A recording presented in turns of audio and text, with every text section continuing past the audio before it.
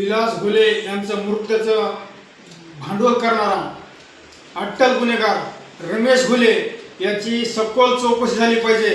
रमेश घुले हा खूप मोठा गुंड आहे, अट्टल गुन्हेगार आहे। पोलीस रेकॉर्डवर याच्यावर 12 पेक्षा जास्त गंभीर गुन्हे दाखल आहेत। याचा हा अट्टहास कशासाठी या की स्वतःला वाचवण्यासाठी याच्यावर एमपीडी सारख्या गुन्हा दाखल होणार आहेत, म्हणून त्याच्यासाठी हा भांडवल करतोय।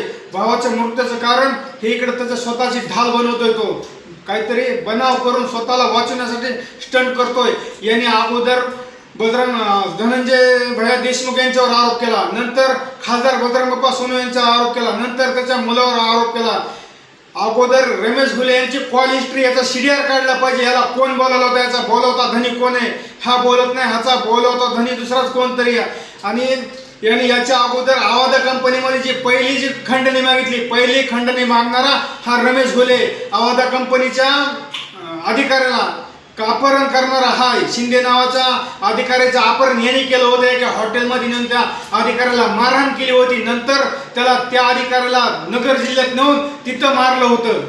एवढा पोलिसांनी अगोदर याच्यावर काय एमपीडी अंतर्गत गुन्हे दाखल झाले पाहिजेत। लवकरात लवकर पोलिसांनी याचं सगळं सीडीआर काढला, त्याच्या पाठीमागे कोण आहे, बोलत होतं कोण आहे, आणि हाचा बनाव काहीच नाही। स्वतःला वाचवण्यासाठी कुणाच तरी बोलण्यावरून करतोय, कुणाला तरी बदनाम करायची आणि सुपारी घेतलेली ह्याचा पहिल्यापासून धंदा। ह्याच्यावर बघा सगळे बलात्कार, खंडणी, चोऱ्या असे गुन्हे दाखल आहेत। पोलीसवाल्यांकडे आमची मागणी प्रशासनाकडे याच्यावर एमपीडी अंतर्गत गुन्हा दाखल झालाच पाहिजे। महाराष्ट्रातील सर्व बातम्यांचे विश्वासार्ह व्यासपीठ सकाळच्या सर्व सोशल मीडिया प्लॅटफॉर्मला लाईक, फॉलो आणि सबस्क्राईब करा। तसंच सर्व नोटिफिकेशनसाठी बेल आयकॉन प्रेस करायला विसरू नका।